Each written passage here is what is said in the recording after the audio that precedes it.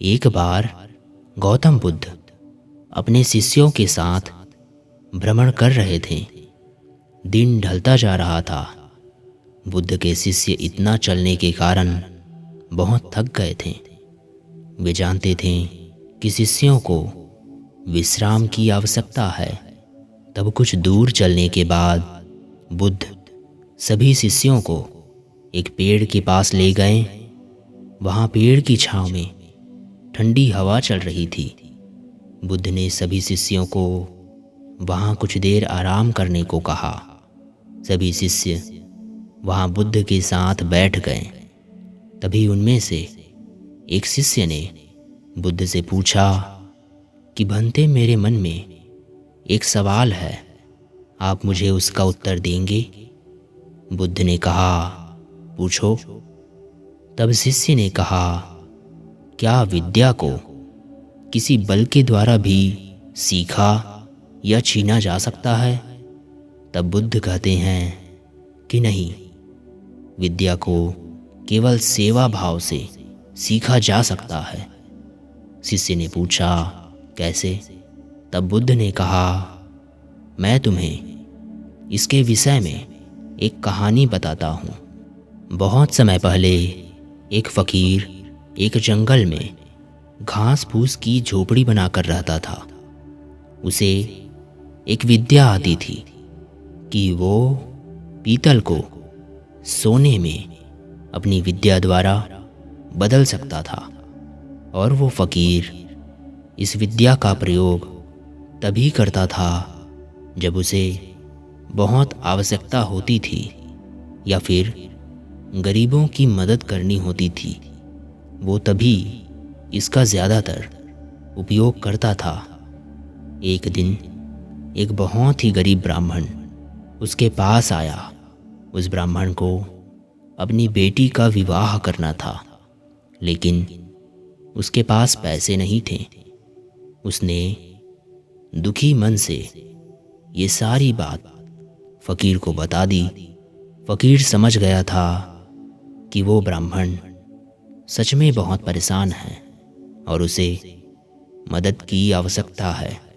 तब उस फकीर ने एक पीतल के बर्तन को सोने का बनाकर ब्राह्मण को दिया और कहा कि इस बर्तन को बेचकर अपनी बेटी का उसके बदले मिले हुए पैसों से विवाह कर देना। उस ब्राह्मण ने फकीर से वो सोने का बर्तन लिया और सुनार के पास चला गया। सुनार ने उस बर्तन को देखकर सोचा कि इस गरीब फटीचर ब्राह्मण के पास ये सोने का बर्तन कहाँ से आया? हो ना हो यह राजा का है। और वह सुनार ब्राह्मण को लेकर राजा के पास चला गया।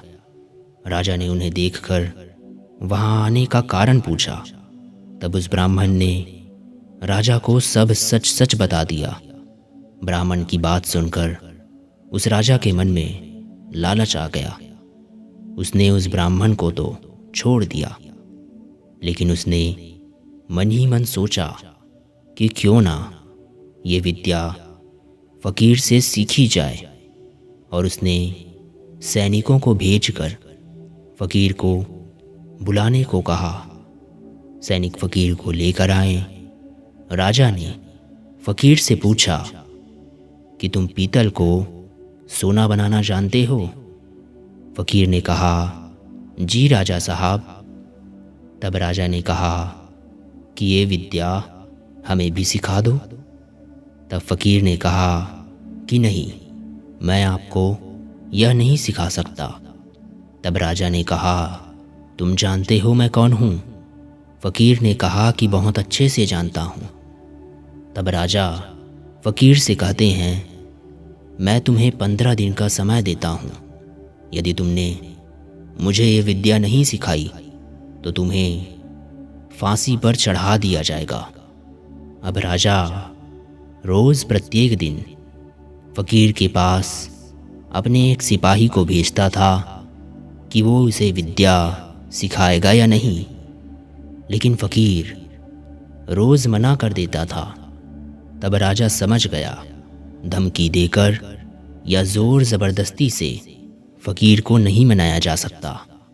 तब उसने कोई दूसरा उपाय सोचा। तब 15 दिन पूरे होने में 7 दिन बाकी थे। तब राजा रोज़ फ़कीर के पास भेष बदल कर जाने लगा और रोज़ उसकी सेवा करता।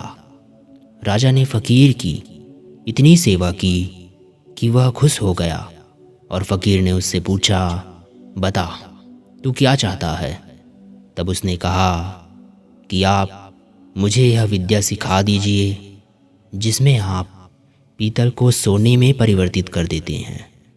फ़कीर मान गया और उसे विद्या दे दी और कहा कि याद रखना, इसे तुम केवल दीन दुखियारों की मदद के लिए ही इस्तेमाल करना। उसके बाद राजा अपने महल में वापस आ गया और जब 15 दिन पूरे हुए तब उसने फ़कीर को महल में बुलाया और उससे कहा कि बता तू विद्या सिखाने को तैयार है या नहीं? तब फ़कीर ने कहा नहीं। राजा ने कहा कि तुम्हें फांसी की सज़ा दे दी जाएगी। तब फ़कीर ने कहा कि आप दे दो। तब राजा हंसने लगा और कहा कि जिस विद्या पर तुम्हें इतना नाज है वो विद्या अब मैं भी जानता हूँ। और उसने फ़कीर को एक पीतल का बर्तन सोने का करके दिखा दिया। तब फ़कीर ने कहा कि राजन, तुमने यह विद्या किसी की सेवा करके सीखी है, किसी को डरा धमका कर ये नहीं सीखी जा सकती। बुद्ध ने कहानी समाप्त की और अपने शिष्य से कहा कि अब तुम्हें इस कहानी से तुम्हारे प्रश्न का जवाब मिल गया होगा।